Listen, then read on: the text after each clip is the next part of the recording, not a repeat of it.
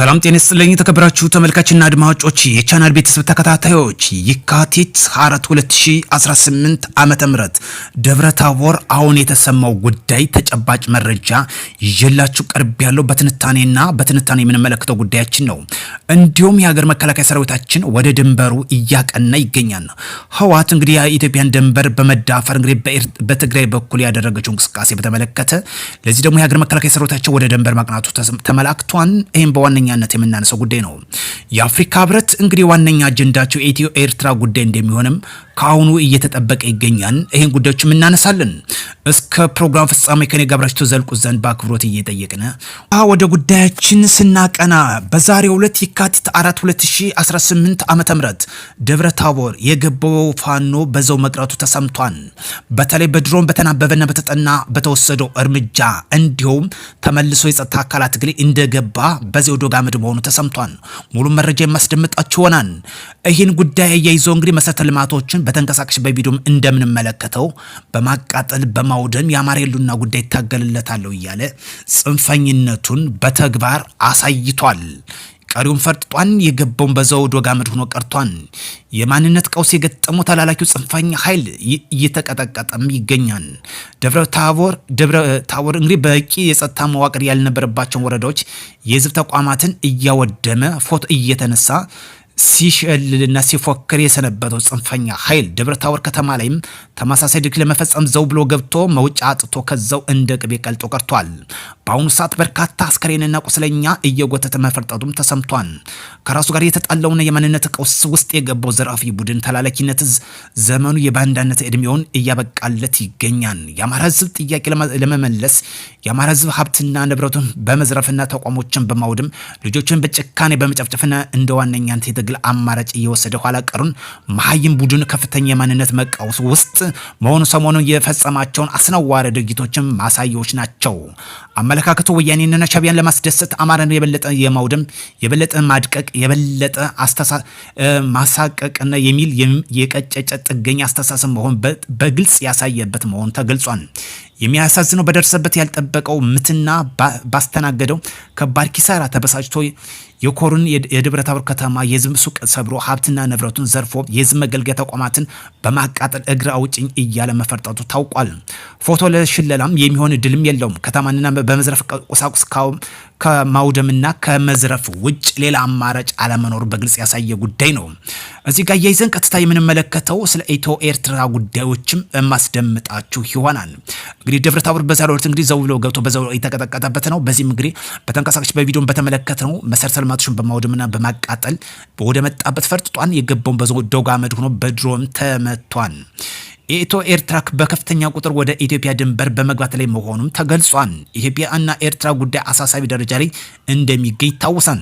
የሚጠበቁ አንድ ጉዳይ በተለይ 39ኛው የአፍሪካ ህብረት ስብሰባ ነው። በተለይ 48ኛው መደበኛ ስብሰባ በዛሬው ዕለት ያካሄድ ይገኛል። ምክንያቱም የሁለቱ ሀገራት የጋራ ወዳጅነት መፍትሄ ሀሳብ የሚያስቀምጡበት እንደሆነም ከወዲሁ ይጠበቃል። ከባድ የጦር መሳሪያዎችን ወደ ድንበር አቅጣጫ በመጠጋት ላይ ይገኛል። የኤርትራ ጦርም ከህወሓት ኃይሎች ጎን ሆኖ በተለይ በዛላምበሳ አካባቢ እያስገባ እንደሚገኝ ነው እየወጣ ያለው መረጃ የሚያመላክተው። የኤርትራ ወታደሮች በኢትዮጵያ በዛላምበሳ ከተማ ገብተው እንግዲህ እገታ እየፈጸሙ መሆኑም ሌላኛው መረጃ እየወጣ ያለው ያመላክታል። ህወሓት እንግዲህ በግልጽ በሻዕቢያ ባሪያነቱን እያሳየ ይገኛል።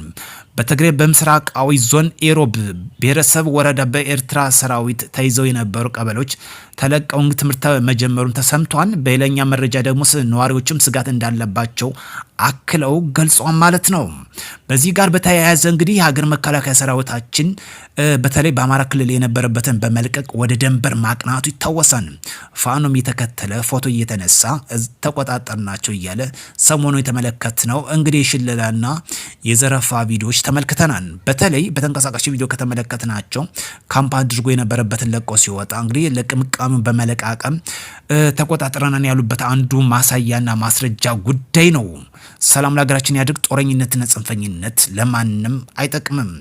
ለፋኖ ሊተላለፍ የነበረ ሌላኛው ህገወጥ የጦር ተተኳሽ በቁጥጥር ስር ውሏል። በሳላ ወረዳ በባጃጅ ተጭኖ ሲጓዝ የነበረ 4000 በላይ የጦር መሳሪያ ጥይት በቁጥጥር ስር መዋሉ የታወቀው በተለይ በዋግምራ ብሔረሰብ አስተዳደር ዞን በሳህላ ወረዳዊ ፖሊስ በተደረገ ድንገተኛ ፍተሻ በባጃጅ ተጭኖ ወደ መሻሃላ ከተማ ሊገባ የነበረን መሆኑን የታወቀው እንግዲህ በተደረገ ፍተሻ ሙሉ በሙሉ በቁጥጥር ስር መዋሉ ነው የፖሊስ መረጃ እንደሚያመለክተው። በተለይ ሰሌዳ ቁጥር 1 አማስ 73849 የሆነ ባጃጅ እስከነ ሙሉ በቁጥጥር ስር ውሏል። በተለይ 880 የብሬን ጥይት፣ 4000 የክላሽ ጥይት እስከ ተጠርጣሪዎች ገቢ ተደርገዋል። እናመሰግናለን።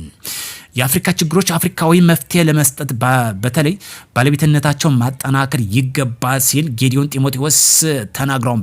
በዛሬው ዕለት እንግዲህ 48ኛው የአፍሪካ ህብረት መደበኛ የስራ አስፈጻሚ ምክር ቤት ስብሰባ እየተካሄደ ይገኛል።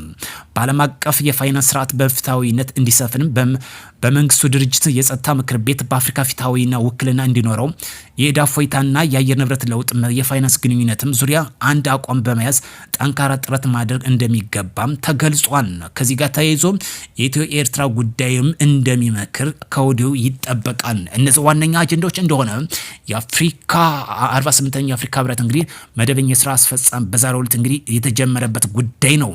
ሌላው ትኩስ መረጃዎች ሲኖርም በዚሁ ጋር እየይዘን የምንመለስበት ጉዳይ ይሆናል።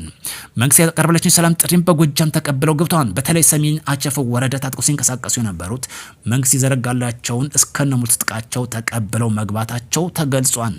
ሰላም ለሀገራችን ያድርግ፣ ጽንፍና ጦረኝነት ይውደም።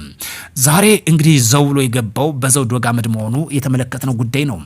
በጦርነት አትራፊ የሚሆኑት እንግዲህ የባዳ ሀገር አስፈጻሚና ባዳ ሀገሮች ብቻ ናቸው። ከዛ ውጭ ግን ሀገርን ከመበተንና ሀገር ኢኮኖሚ ከማድቀቅ ውጭ የሚመጣ ለውጥ አለመኖሩን በግልጽ ያየንበት ጉዳይ ነው። ዛሬ በተለይ የካቲት 2018 ደብረ ታቦር የተመለከት ነው በብዙዎች ዘንድ ከፍተኛ ሽፋን ተሰጥቶት ተመልክተናል። የሀገር መከላከያ ሰራዊት ሲወጣ ተቆጣጠር ነው። በሰሜን ጦርነት ወደ ኋላ ልመልስና ላስታውሳችሁ። በሰሜን ጦርነት ጊዜ ወለጋ ሸኔ ሲፈነጭበት የነበረውን የሀገር መከላከያ ሰራዊት ለቆ ሲወጣ ብሔር መሰረት አድርጎ እንግዲህ አማሮችን እንደጨፈጨፈ ይታወሳል። እንደፈለገ ሲፈነጭበት ነበር። ከዛ በኋላ የሰሜን ጦርነት ሲቋጭ የሀገር መከላከያ ሰራዊት ተመልሶ ግባ ከመሬቱን ያስፈጸመበት ጉዳይ ነው። ዛሬም የሸኔን መንገድ ፋኖ የተከተለበት ዛሬ ያየነው ይህን ጉዳይ ነው። መከላከያ ሲወጣ እግር በእግር በመከታተል እንግዲህ ፎቶ መነሳት፣ መሸለል፣ ተቆጣጠር ማለት መሰረተ ልማቶችን ማውደም አንዱ የትግል አጋር አድርጎ ያሳየበት ጉዳይ ነው። ይህ ከሻዕቢያ ያሳየው ወይም ደግሞ ከህወሓት ያሳየውን ዛሬ በራሱ ልጆች ራሱ መልሶ እየበላው ይገኛል። በጦርነት የሚመጣ ለውጥ የለም። ሰላም ለሀገራችን ያደርግ፣ ጽንፍና ጽፈኝነት ይውደም። ስዩም የዘንጋው መንግስት ያቀረበውን ሰላም ጥሪ ተቀብሎ እንደገባስ በፊት ይታወሳል። ዛሬም ይህ መግለጫ ሰጥቷል። ከመግለጫዎችም የፋኖ ዋነኛ የትግል አጋር አድርጎ ከሚንቀሳቀስበት መከላከያ በሌለበት ፎቶ መነሳትና ፉከራ ዋና የሽለላ አጋር አድርጎ እንደሚጠቀም አሳስቧል። እኛም የሱን ሀሳብ እንጋራለን። በሌላ መረጃ ተመልሰን እስክንገናኝ መልካም ምሽት እንዲሆንላችሁ ውድ የቻናል ተከታታዮች ከወዲሁ እመኛለሁ።